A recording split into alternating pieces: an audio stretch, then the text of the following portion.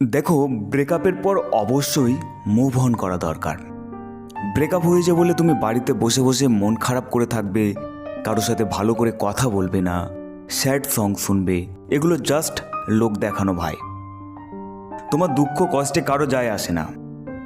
তাই তুমি একবার ঠকে নিজেকে নতুন করে গড়ে নেবে নাকি আবারও ঠকবে, সেটা তোমার উপর ডিপেন্ড করছে। তবে তোমার যদি মনে হয় যে তোমার সামনের মানুষটি নিজের ভুল বুঝতে পেরেছে ও সম্পর্কটাকে আগের মতো করে নিতে চায়, তাহলে আরও একবার চান্স দিতে পারো।